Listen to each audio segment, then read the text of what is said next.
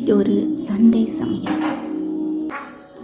எப்போவுமே பொரியல் செய்யும்போது ஸ்டீமரில் இந்த மாதிரி வேக வச்சிட்டிங்க அப்படின்னா 2 என்ன 3 பொரியல் கூட நம்ம கஷ்டப்படாமல் செஞ்சு முடிச்சிடலாம். இந்த மாதிரி பொரியலை ஸ்டீமரில் வேக வச்சு நம்ம எடுக்கும்போது அதில் உள்ள விட்டமின்ஸ் மினரல்ஸ் தண்ணியில் அப்படியே போகாமல் இருக்கும். அதே மாதிரி ஆயில் போட்டு குக் பண்ணி முதலையே நம்ம பொரியல் செய்யும்போது ஆயில் வந்து அதிகமாக தேவைப்படும்.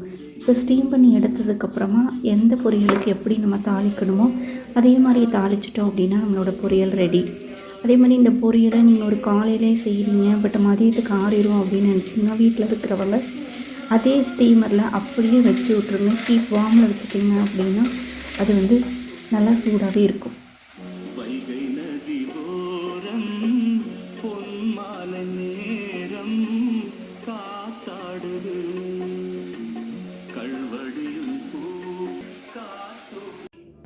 பாருங்கள், இந்த மாதிரி தாளிச்சாச்சு. இப்போ ஸ்டீமரில் வச்சு அப்படியே க்ளோஸ் பண்ணிவிட்டு கீப் வார்மில் வச்சுருங்க. ஆன் பண்ணிவிட்டு கீப் வார்மில் வச்சிங்கன்னா நம்ம சாப்பிட்ற வரையும் அது சூடாகவே இருக்கும். பாருங்கள், கீப் வார்ம்.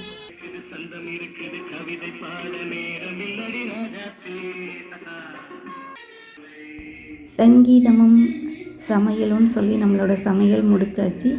சண்டே சமையல் என்னன்னு பார்த்தீங்கன்னா கேப்சிகம் ரைஸ், பூண்டு குழம்பு, ஒயிட் ரைஸ், கேரட் பொரியல், ரசம், முருங்கைக்கீரை பொரியல். இந்த மாதிரி பாட்டு கேட்டுகிட்டே உங்களுக்கும் சமைக்க பிடிக்கும்னா என்ஜாய் பண்ணுங்கள். இப்படி பாட்டு கேட்டுகிட்டே எல்லா வேலையும் செய்யும்போது நமக்குள்ளே ஒரு எனர்ஜி வரும். தேங்க்யூ.